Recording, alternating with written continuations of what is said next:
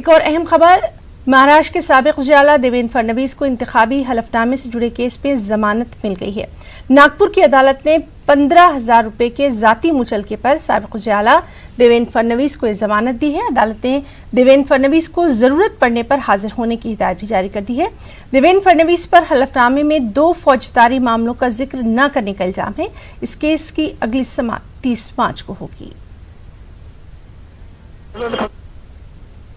कोर्टासमोर मांडेन आणि मला विश्वास आहे की निश्चितपणे मला त्या ठिकाणी न्याय मिळेल। मी पुन्हा एकदा सांगतो, माझ्यावरच्या सर्व केसेस या सार्वजनिक जीवनामध्ये लोकांकरता संघर्ष करण्यातच तयार झालेल्या केसेस आहेत।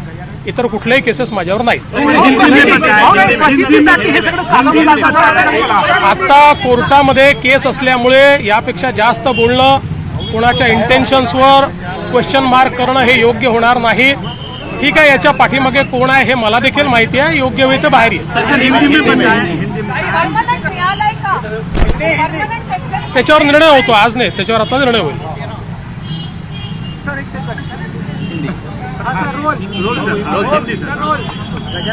आज मुझे कोर्ट ने इलेक्शन एफिडेविट के मैटर में समन किया था।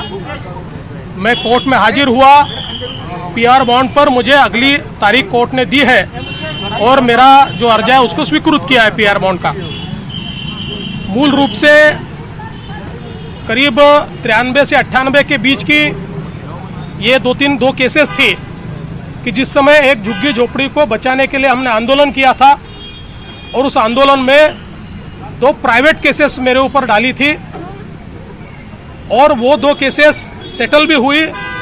अभी वो 2 केसेस मेरे ऊपर नहीं है, लेकिन 2014 के मेरे एफिडेविट में ये 2 केसेस का मेंशन नहीं है। ऐसी मेरे ऊपर केस डाली गई। मैं लोअर कोर्ट में जीता, मैं हाई कोर्ट में जीता, लेकिन सुप्रीम कोर्ट ने वापस उस केस को सीजेएम कोर्ट में भेजा है और इसलिए मैं आज वहां पर हाजिर हुआ था।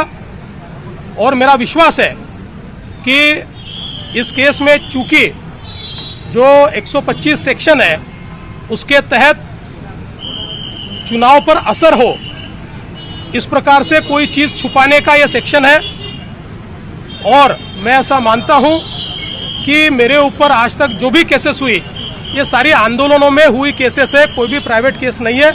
आंदोलनों के कारण ही, लोगों के लिए ही ये सारी केसेस हुई है, इसलिए उसको छुपाने का कोई कारण भी नहीं है। जब मैंने बाकी सारी केसेस उस समय बताई थी तो ये किस भी छुपाने का कोई कारण नहीं था।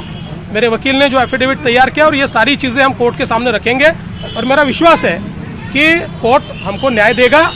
न्यायपालिका पर मेरा पूरा विश्वास है। राजनीतिक द्वेष, ये देखिए, अभी इसके ऊपर मैं कुछ नहीं कहूँगा क्योंकि अभी कोर्ट में केस चल रही है। इसके पीछे कौन है ये मैं जानता हूँ, उचित समय पर कहूँगा। सर, ये जो मामला चल कितना गंभीर है?